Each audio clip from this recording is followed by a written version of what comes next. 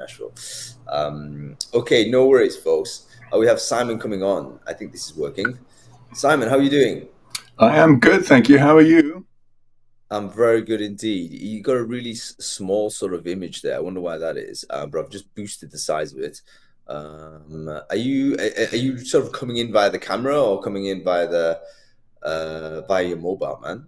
This is web camera. I was panicking. I might have to do that, but this is web camera. Yeah, this is full on. No worries.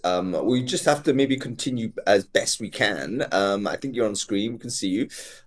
So yeah, I think we can get on with it. And thank you, by the way, Simon, for coming up on screen so early. I know it's like super early for you in the morning. Yeah, Do no you really problem. It's a do normal. it? It's a normal time for me, so not a big problem. No. Why don't you do some intros, Simon? Can you introduce yourself? Like, who are you and what it is you do? Yeah, of course. Yeah, My name is Simon Mullins. I sit here on the west coast of the U.S., just south of Seattle. Been in this country for a long time. Yeah, a couple of 3 decades, but actually originally from the UK. I currently run a couple of communities actually called ESIX and Helix.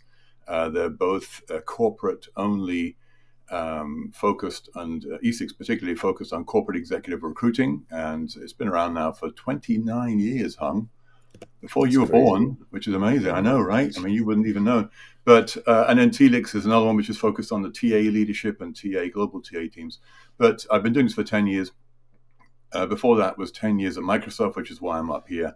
And I was running for most of that time. I was running their corporate executive recruiting function for them up there up here, I should say, in Seattle. Before that, 7 years Corn Ferry, both coasts of the U.S. Before that, a couple of years in Hong Kong. And then, of course, before that in the UK. So I've been recruiting for almost ever. A little bit of other stuff in before there, but mostly recruiting forever. And largely a executive recruiting for the last eon or two. But there you go, yeah. And just for the sake of it, ESIX, by the way, we have 100 or so members, large corporations, membership, subscription. Again, as I say, been around for almost 30 years. We've written a couple of books, which, by the way, we're giving away, just for the record, or the Kindles anyway. So I can get those in the chat in a minute if you want. Yeah, definitely. And really interesting sort of segment. Thank you, Simon. I've just shared Simon's link into the chat stream, by the way. So go ahead and connect with him. Quite an interesting sort of community that you basically are managing. Corporate Exec Search. Probably most of the audience here are more aware of search being, third-party search. We all have heard of the famous brands, the Conferries of this world, and the Egon Zenders and so on. But of course, there's an in-house sort of corporate version of that, and there's a very healthy group of people whose job is to recruit at leadership level for typically large corporate businesses. And those are the people that you curate, and you've got a wonderful community. ESIX is a paid members community, I believe, Simon, isn't it? You're quite right. But if you are like in corporate exec search in a leadership tier, you might want to be a member, take an interest in becoming a member of this, because of course you get access to that collective intelligence that we're going to be discussing a little bit today. So really interesting sort of a segment here. Before we kick off and discuss the report, Simon, I wonder whether we can just lay some groundwork to the discussion, mainly on sort of how corporate exec search is distinct from, the rest of the corporate recruiting world. Like, what is the distinctions between the practices and behaviors that might distinguish someone who's working at leadership recruiting compared to the other types of recruiting we might find in corporate? Yeah, no, absolutely. Well, the simplest and most tactical is that there's far fewer recs, right? In fact, I'll talk about this later on, but there's something like average 8 at any one time, 7.6, I think. And, in corporate TA, corporate volume TA, I mean, I know, goodness knows how many dozens they have at any one time. So that's one thing. Of course, one's dealing with the highest level of the company and possibly the board as well. So that's That's a whole different level, which doesn't necessarily always happen. And everything takes longer. Again, we're talking around 100 days, which is, I mean, again, in the corporate volume TA world, that would cause some challenges. But anyway, yes, so it's a lot more time, a lot fewer higher touch, a lot fewer recs, white glove kind of a situation. And sometimes we can talk about this, but sometimes these roles, that we can be hunting somebody and after somebody for 3, 4, 5 years before we actually hire them. So it's a whole different ball game. Although quite honestly, Hung, and I kind of, you and Adam have talked about this in the past, it's kind of where recruiting might be going in general, maybe not quite as extreme as that. But honestly, it's kind of where it's going, right? A lot more consultative work, a lot more time that they can actually get involved. And this is where, we'll talk about a little bit about the future, but becoming much more of the holistic talent consultant. And that's, I think, where we're seeing that coming up already in corporate exec recruiting. Yeah, really good. I didn't realize, I mean, some immediate sort of stats, which are really interesting. So far less recruitment requirements. You're not working on 20 vacancies. You're working on a very small number of vacancies. Right. Your stakeholders are going to be different. The stakeholders are obviously at the very senior level of any business, then maybe even at board level. So how do they sort of behave and how do they think about hiring? Probably very differently. I wonder whether there'll be commentary and requirements made in discussion at C-level recruitment that simply would not be permissible in a kind of different segments of the lower levels of the recruiting funnel. For instance, you might talk about you're looking, let's say you're recruiting for a CEO. What kind of CEO you're looking for? Are you still talking about years of experience? Are you still talking about domain expertise? Are you talking about skills and attributes? Are you talking about named candidates? Like, it could well be we're at the level where you're not having a generic perception of the role, but there's a clear list of people that might be suitable, and that's the target. And that, of course, makes it very different because discovery is no longer the issue. The issue is actually cultivation of the relationship, and how do you actually start engaging with someone with whom you might look to make a recruitment decision 2, 3, 4 years down the track. Yeah, exactly. Yeah, one can't choose the best of the 1,000. I mean, you're choosing the best of the 5 or 10 that can do this in the world, right? That's the key. And as you said, developing that relationship over time to persuade them to come across. Yeah. This has obviously got to affect sort of the acquisition side of it as well. Like, I mean, are jobs at this level advertised in some place? I'm presuming you don't bang a job out for a CEO and Indeed, for instance. No disrespect for Indeed, but I've never seen one. I do recall seeing advertisements for CEOs back in the print media days. Right. In the Times on Sunday. Yeah. That's it. Exec appointments. It was actually their niche, wasn't it? But again, print advertising has disappeared to a large degree. So, how do you actually fill a pipeline? Oh, you've frozen on me, but I'll talk back on that one. Yeah, it is. Yeah, one is. Oh, actually, it's very interesting. It used to be up until the last, 5 to 7 years, maybe, that hopefully people can hear me, by the way, that it would be super secret squirrel. Nobody would hear anything. It'd be very, very covert. I've lost Hung. So hopefully people can still hear me. I'll keep talking. But now, interestingly, because there's so many regulations, a lot of government. Okay, perfect. Thank you, Lisa. A lot of government, especially those companies or organizations that are regulated, deal with the government, or they have some sort of other overarching legal aspects. Many folks now post more than I would have thought, quite honestly, especially with my history. We would never have posted roles. Now, I believe the majority of folks post roles because they have to. They may only do it 2 or 3 days. And this is largely, I think, as I say, very big companies, and the kind of companies who are in our membership are very big companies. But they have to post because they're told to, and they have to, so they might have to post 2 or 3 days. Now, maybe not the CEO, but certainly some of these top vice presidents, $1 million companies, whatever it is. Well, I could carry on and do the presentation. I really am not going to be able to stand in for someone like Hung, but I can carry on and share some slides. I don't know. Do you want to do that? Because I'm sure he's going to come back in a second. Yeah, all right, Jim, let's do that. I'm going to do my best to see if I can get some slides coming in. Let me just get 1 second as I work through. I only do, presentations like this about every day, but we shall see if I can make this work. And I'm actually going to just show a screen and talk. Hopefully we will get this to work. On the second screen. Bear with me 1 second.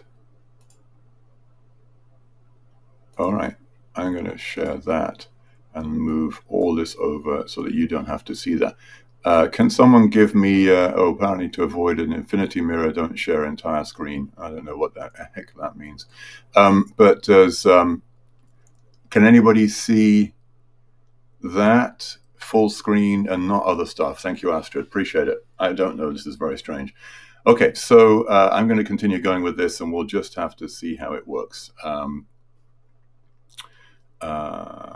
Good. You can see the slide. Perfect. Good. So I'm not going to go too long. Don't worry. Oh, there we go. There's Hung. You have to tell me, by the way, that you have to tell him that it was all okay, just for the record. You told me it was okay. So these are Hung. You're back. These are. Can you see screen? I was just going with it. They told me to go with it. Honestly. Can you hear us, Hung? Oh, I mean, thank you for doing that. I do have very strange internet in this hotel. It's me. So yeah, I'll go with it, and I'll do my best. Yeah, Jim, it was Jim's fault, for the record. I'll do my best to keep an eye on the chat and comments as well, in case anybody have questions, because I know you were going to stop me at various times. Anyway, these are all our members, very lovely members. The point of this is really it's a credibility slide. Some of you might even be in those companies, and I'm not going to go into this, but this is what we provide. This is just the front of the deck, networking, benchmarking, and other things. So we have around 100, actually over 100 organizations who respond to this. Now, that doesn't sound like much relative to a LinkedIn share, as it were, or a LinkedIn survey. But this is it's a almost 40-page document. In fact, these are 87 slides, I think it is. Yeah, it's super deep. It's very much a benchmark as opposed to a high-volume 5-question survey. It takes a good hour and 20 minutes. And you can see there's a large companies who've responded. The point, again, being these are credibility slides. That's the point of this. But what I thought was kind of interesting here is that we have a larger proportion than previously of what you might call mid-sized companies. Again, these are still very big companies, but a larger proportion than usual of mid-sized companies. And I wonder, does that mean, and this is one of the things we might perhaps talk about, I wonder if that means that executive recruiting and sponsoring a function like this, which is not a cheap deal and a very long-term strategic value, is not necessarily only in the realm of the big high value and massive companies necessarily anymore. Anyway, all these various things, as I say, we have 87 slides. I'm not going through 87. We've got a sample of about 15 or something, and it's a 40-page document. I think, Hung, I don't know if you've shared with kind of the synopsis, the highlights yet, but anyway, a couple of things. We talk about where this function reports into, and you can see that here it's largely into the recruiting or TA staffing kind of space, but not necessarily all of it now. And this is, I think, a bit of a trend we'll talk perhaps about. Holding steady, about a quarter of the folks who respond are reporting into this talent, common sort of broad integrated talent model. That's where we're seeing things going in the future, I think. A little bit more of that. We do have a website, Michael. I'll find it for you. The non-member website is ixcommunities.com, ixcommunities.com. I'll get that out for you in a minute. This is something that we, thank you, Jim. And for those of you, any of you who are members of it, by the way, you should already know it's ixcommunities.org, but the external website is .com. But this is we we ask the leaders every year, and for the record, we've done this survey for 25 years. So we ask the leaders every year what their priorities are, and here you can see the last 20 years worth of responses. And basically the point here is a couple of things. One is that you can see the beginning and end. We have, rather strikingly, to me it looks like orange, but rather strikingly, in 2005, nobody was talking about diversity. In 2025, barely anybody's talking about diversity. And you can see in 2021, their highest priority, and actually had been for most of the last 10 years, had been all about diversity. I don't want to shame or blame, but that is kind of shocking, and it's not surprising, but it is shocking. And I don't need to go on about it. You're all not surprised, I'm sure, but that is kind of where it is. Really interesting. Just one of this. How did you get that information? Can you give us some idea of what the question was? Straight up, rank of the options as what was priority, rather than. So how was that question posed? I guess. You're a little hard to hear, Hung, but I think what you were saying. So what we're saying basically is we ask folks what their top 5 priorities are in the coming 12 months every year, and have done consistently every year. And then they get these choices, and they have it. There's an other as well, so they can write in an other. But it's quite small on the bottom, but hopefully you can see that. They get the choices of tech, they get the choices of diversity, they get the choices of integration with internal talent, talent pipelining, or just improving the model in general, or going global, or starting up the function. We ask these consistently, and these have been asked consistently since at least 2014. You can see there at the bottom. And so we ask them what their coming year's priorities are. And actually that frankly helps us. That helps us with our agendas and our topics and our speakers as well. So it's self-serving. But this is what comes up. And you can see 2005, not on the charts when it comes to diversity. Big in 2021, of course, particularly, and then unfortunately dropped heavy this year. The green one, in my eyes, it looks like green, very big in 2005 when it comes to improving the model and the process. And then that's popping up again over here on the right-hand side as people are thinking about technology, do more with less. And, we hear this across all of our memberships, right? It's basically the same. You're all probably hearing the same thing. And then also, I think that one's about talent pipelining. It's hard to see the colors, unfortunately. But yeah, I believe that one's in talent pipelining. And that's also coming up as an important area, which is not surprising. It has been for some time, but it's actually the highest priority this year when it comes to competitive intelligence. So that's all the Toby Culshaw world, as we know. Anyway, so now I'm going to skip on to what the team does. And to Hung's point, what are these people doing? How is it different? We ask the level at which, or the compensation level at which our folks are hiring. And what's interesting here is, and it's still quite high, people are hiring, these are US dollars, but people are hiring in the range, and these are corporate direct hire teams, in the range of $350,000 plus, as you can see, 2/3 of them, 3/4 of them last year, about 57% this year, which is frankly a little surprising. I don't quite know why that dropped.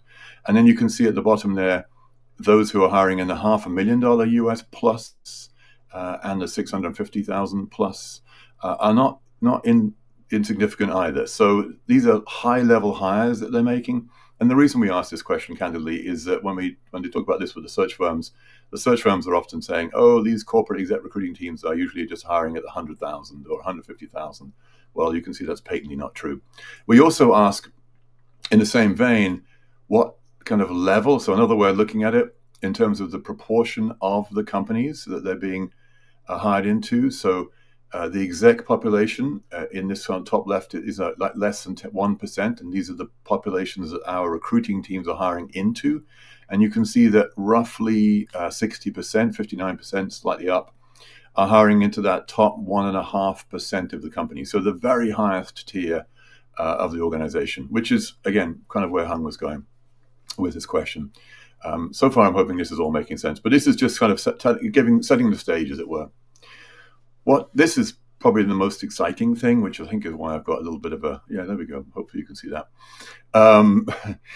Whereby more folks are getting more involved with external talent. And again, I touched on this earlier.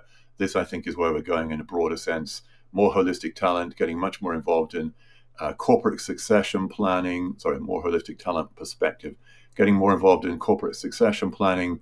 And this is slowly going up, which is great over the years. And then the second one down there, 30%, almost a third, are involved with hiring NED or board member hires, which is huge. Now, they're not all doing them. Around 50-60% of those who are doing these searches are using search firms, but that means 44, if my numbers are correct, 44% of those are not using search firms and doing those hires directly, which again, huge impact, really high value and kind of exciting, I have to say, in my opinion. But then I'm kind of a bit of a nerd around these things. In terms of volume, so folks are doing a roughly about 106, well, not about exactly 106 hires a year, slightly down, but kind of roughly about the same as last year. And somewhat similar to the prior years, except for a big bump in 2023. And you can see, therefore, it's not a big number, I should say. And you'll see in a minute that they're only doing about 20 per recruiter per year. Small teams as well. But what's interesting here is an increase. When we look at these on the charts at the bottom, people are doing more direct search, doing more hires through direct search or sourcing rather than other aspects like retained search firms at both the headquarters company, which is where it used to be that we'd only ever have corporate exec recruiting folks. They'd usually only be at the corporate headquarters. Now we see that people have corporate exec recruiting folks all across the world. We see that actually, we ask that question and we have folks in all sorts of places.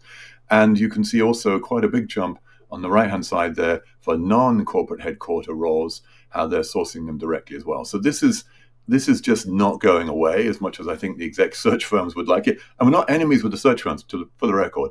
People are still using search firms about 10 to 20% of the time, even if they have a sophisticated, sizable internal in-house direct sourcing team. They're still using search firms because we need to be in partnership with them. And honestly, you don't want to use search firms for everything, quite frankly.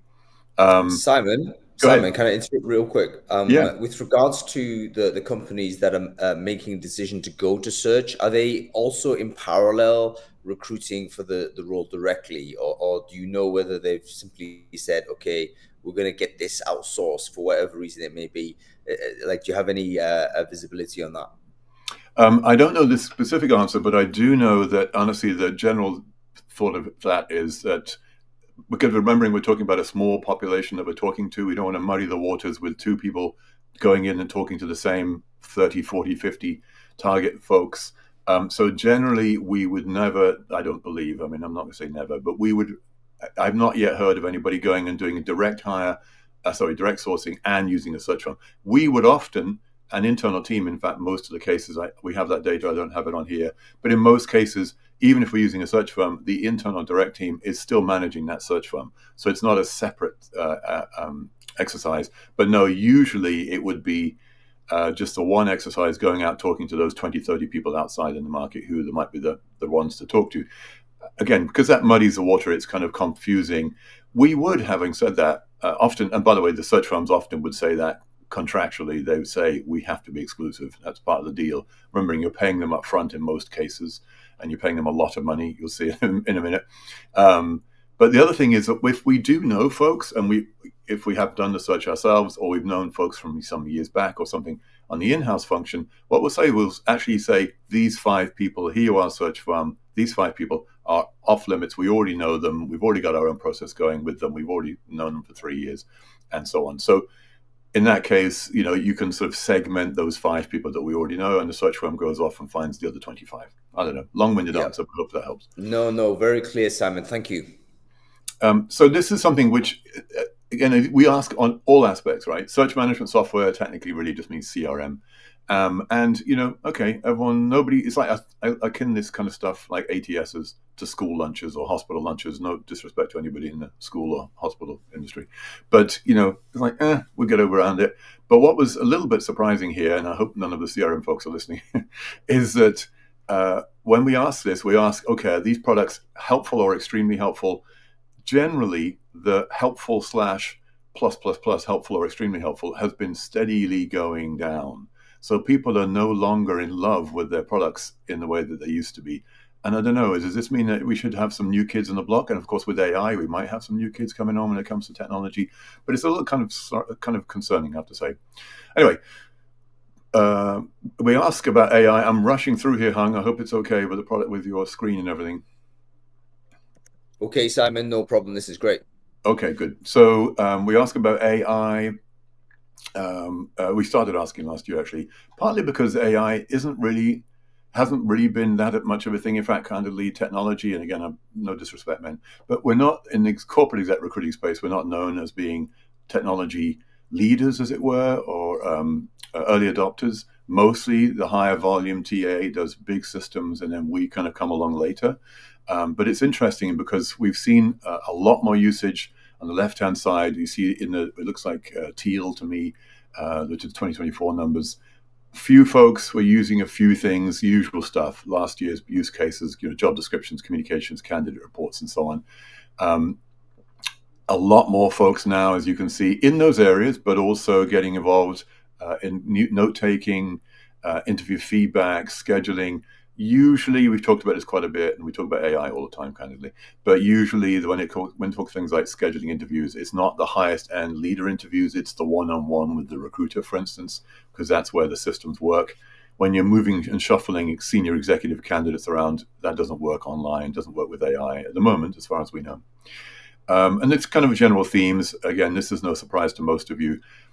Because most of our organizations and the folks who respond to this survey are large companies, then they're often using Copilot, and they might use other things in addition, but they're often using Copilot, Microsoft Copilot, mostly because Microsoft is already in their stack, as it were. So that's kind of what's happening. But we're seeing other stuff. Some people actually have custom-built tools, and they're actually quite advanced. A couple of our members talk about that. We talked about this last week in New York. They've been using it quite a while, and they're quite ahead of the game, which is great.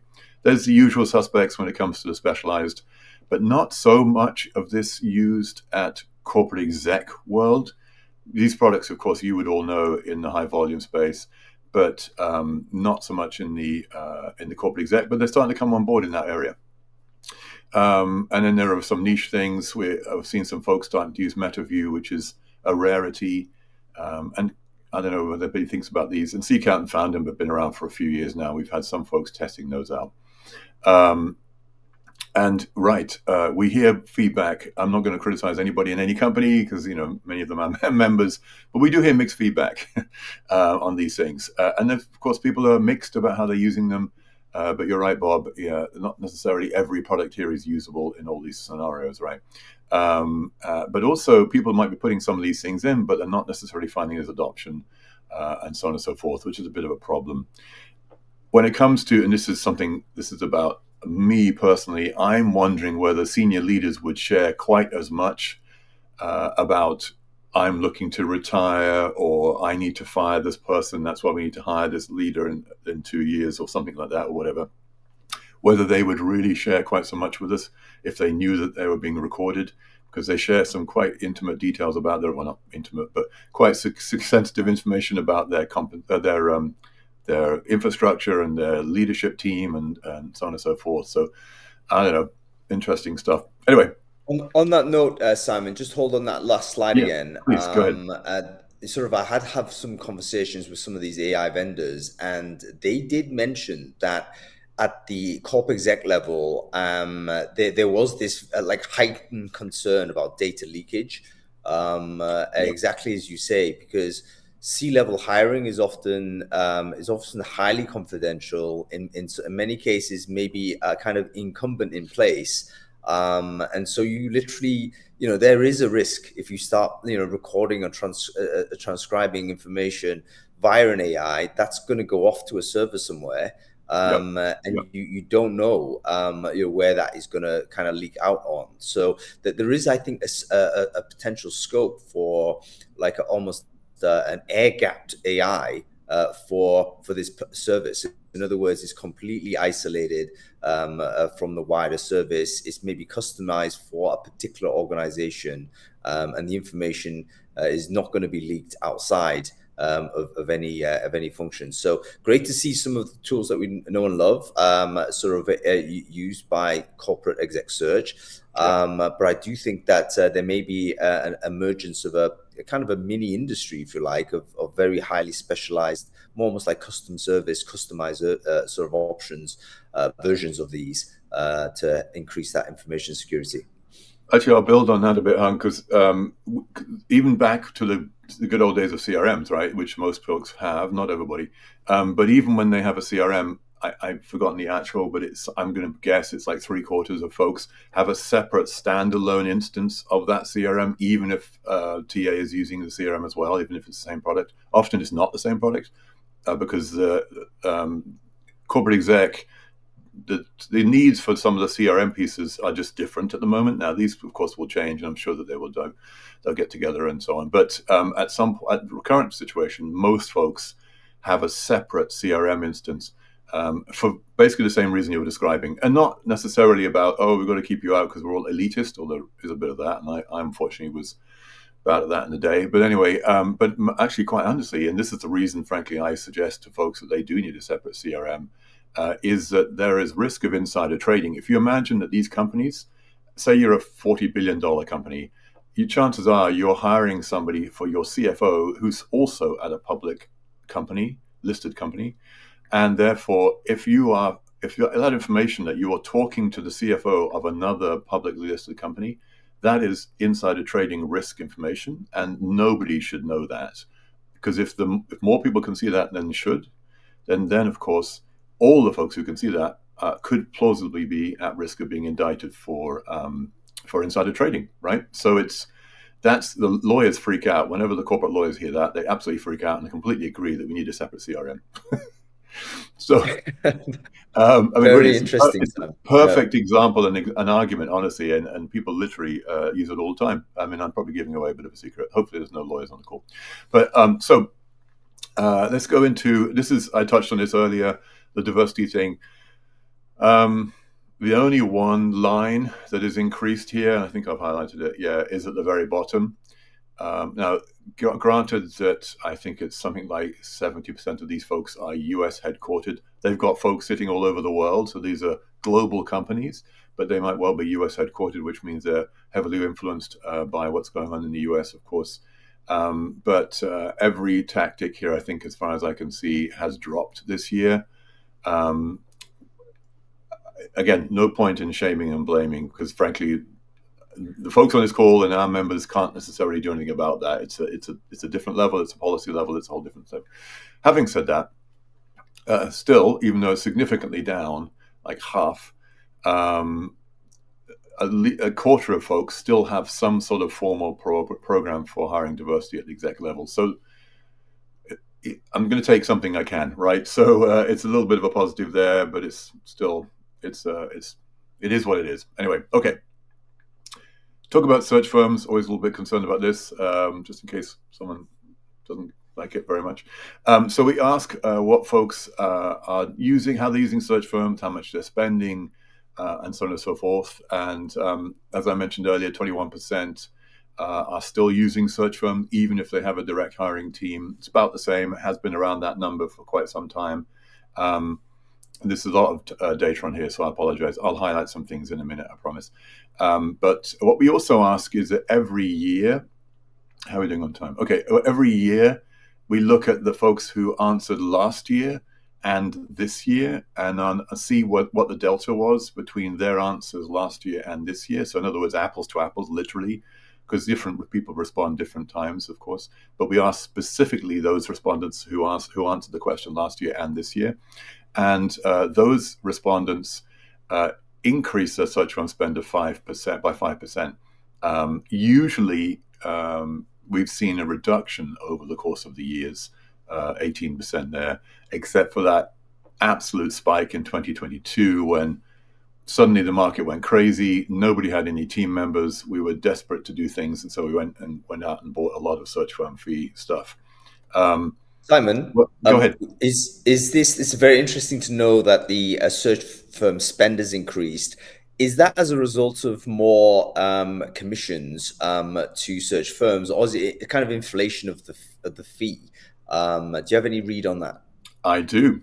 Hold that thought. All right, so I'll skip through and you can read the rest. But yeah, so people that are spending a fraction up on an average, but the overall search firm fee has come down. So they're using more searches, but the average fee has come down to 194. These are all US numbers, or US digits, I should say. US currency, I should say. But that's come down on overall average. And in the US, we spent a fraction more, actually more than a fraction, whatever that is, roughly 20% more, up to 1.7 million. And in the UK and Europe headquarters, average spend was 1.3. But skip through so you get some of these things. So increase in 5%. But you can see that the drop down in Europe spend was the lowest in 7 years, and down over there. There we go. Okay, there it is. And the search fee came up from 153. So in Europe, it went up a bit on average, but on average across all of the companies who responded, it went down. And in the US, I think it went down as well. So that's why the average came down. But yeah, does that answer your question? It does indeed. Very, Go on. very interesting, Simon. And I do believe that the search firms are one of the sectors within the recruitment sector that have actually done okay. Like obviously staffing generally, on generalist staffing firms, I think everyone's seen like profits and revenue drop. But I do believe that it's the search tier that has actually done okay even in these turbulent times. Is that does this information confirm that assessment, Simon? I would say, well, if you look at the market as well, I mean, this is a 20. There are estimates, no one really knows, but it's a $20 to $25 billion market just for corporate exec firms, not all of TA, not all the not the technology, just corporate exec firms are roughly valued at 25 billion. I think it's 22, 23 or something, and which is huge. They had the highest revenue of their history, I think, maybe a year and a half ago, 2 years ago now, I may be out of date, but probably about the time we spent a fortune. I believe they've struggled a little bit. They're not as high as their crazy numbers were, but they're still staying strong. And they're still, I don't know where they're getting the revenue from, frankly, but they're still staying solid.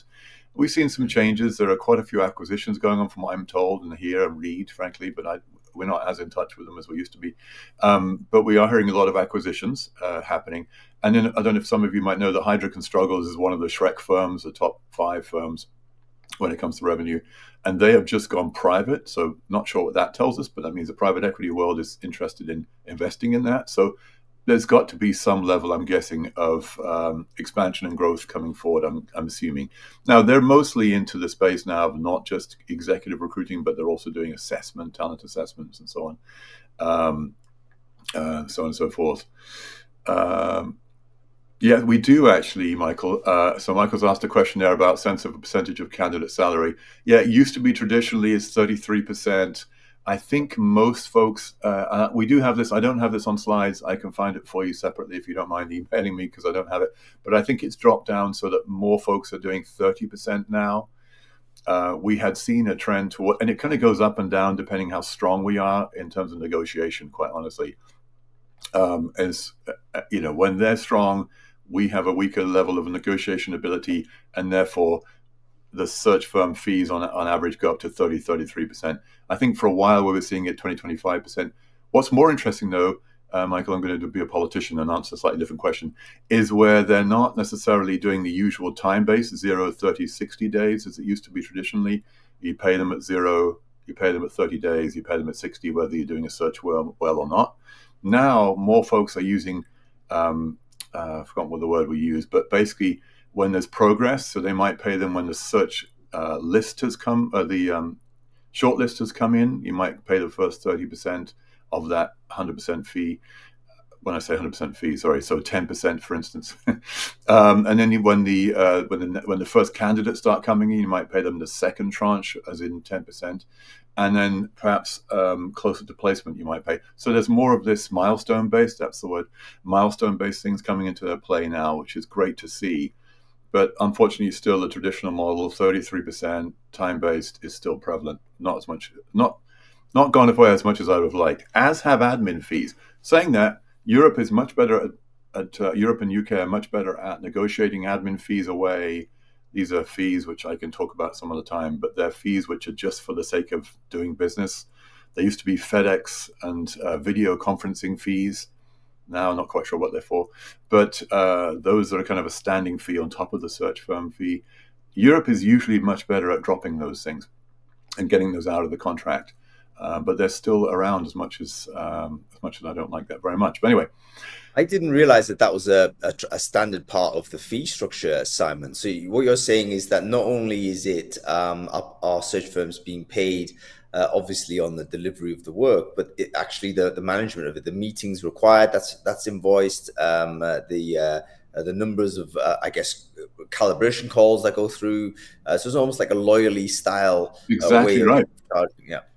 Yeah, back in the sorry to cut across you, home, but yeah, back in the day, this model, the search firm model, was actually built on the old consulting firm, the BCG, Boston Consulting Groups, and the McKinseys and so on. That's where the original search firms came from, and the accounting firms. So it's the very same model. Hence, you see the hierarchy of the partner.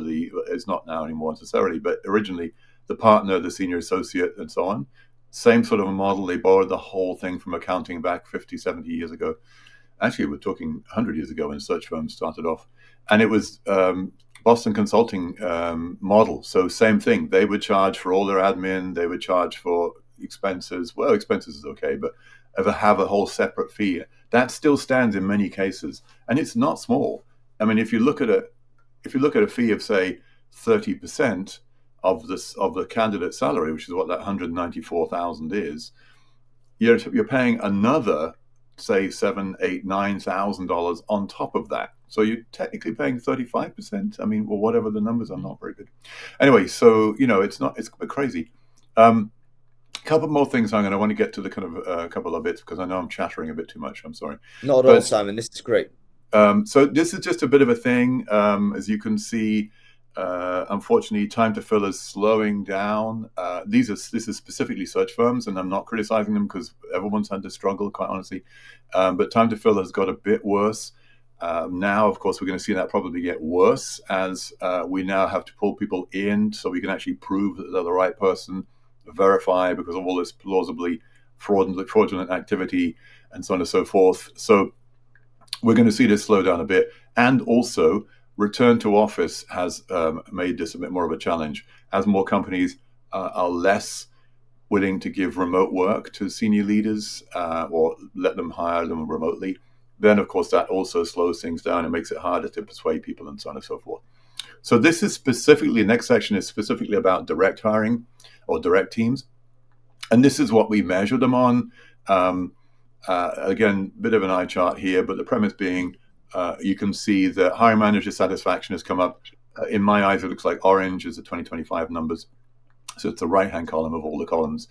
And hiring manager sat has jumped up. Candidate sat has jumped up. Quality of hire, which is good. It's the holy grail, so I'm not quite sure how we're measuring it. But anyway, probably the usual, tenure, performance, and promotion of velocity and so on, plausibly, but we'll see.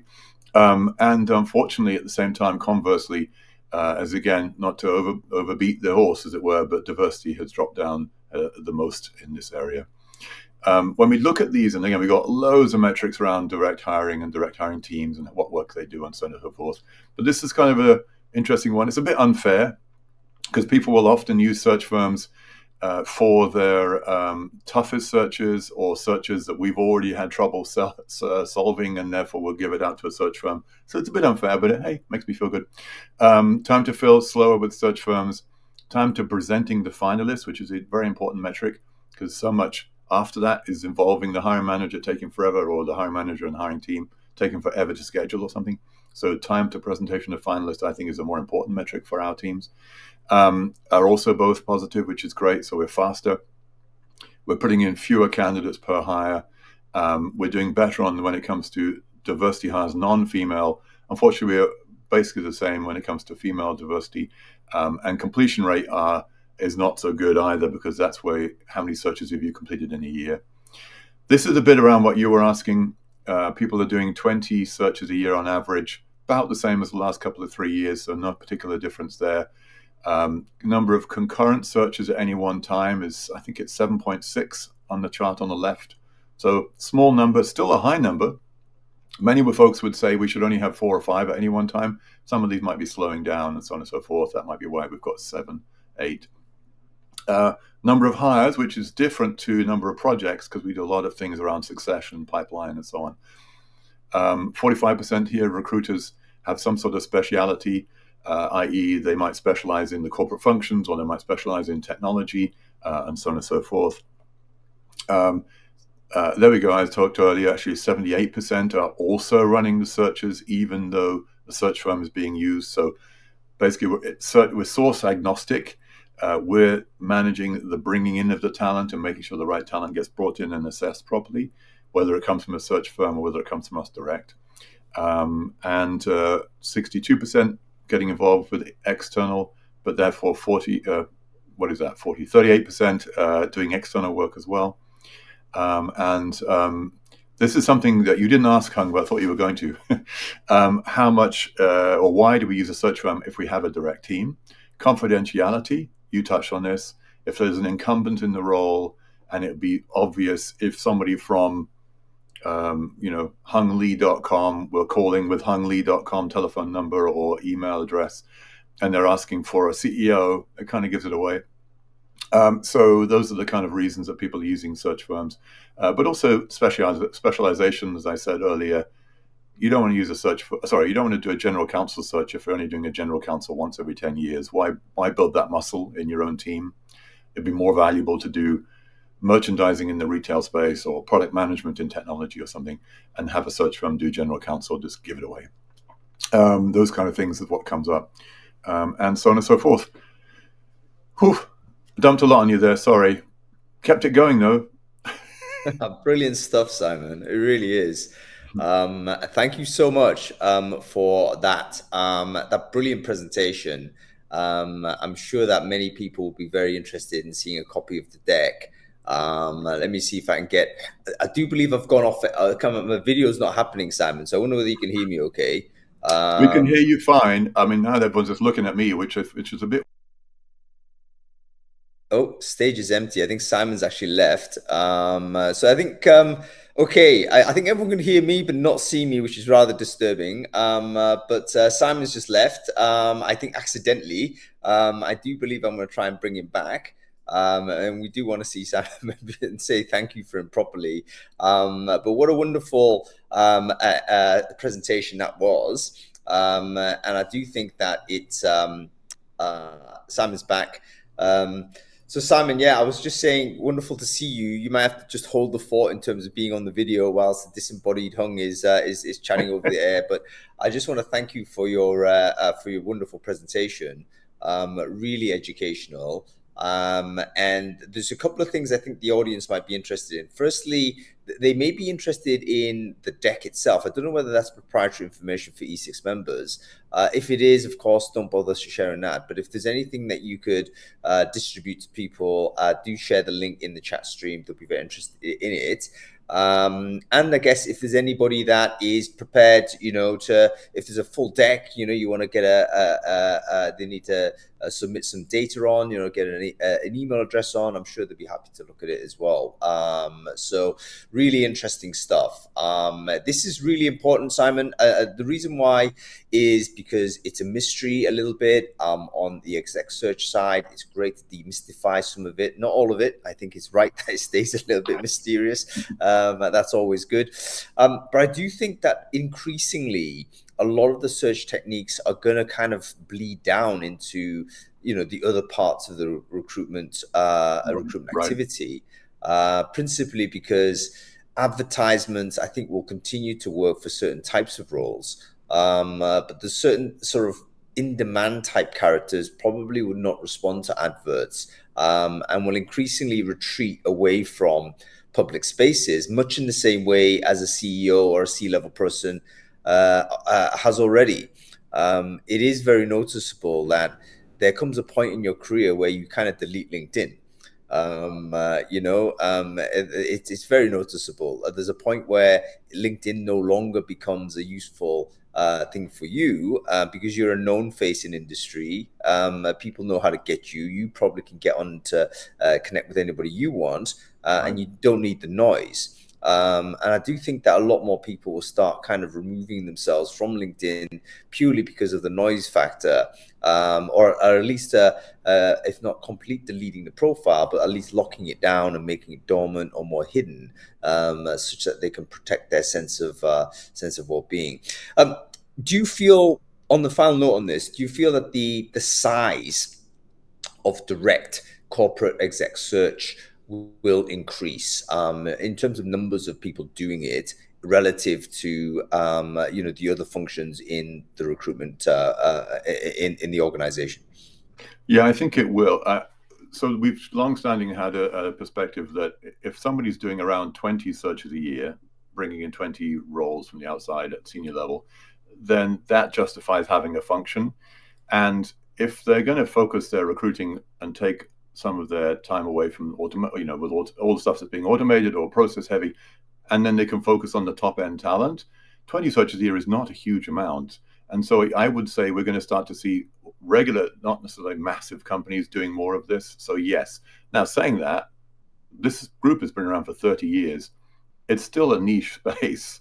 And so you would have thought that, with all the spend folks are making on search firms and all that, that they would have done this faster and taken on more. So I would say it's going to grow, but it's not going to grow quickly. It's going to grow just gently and slowly.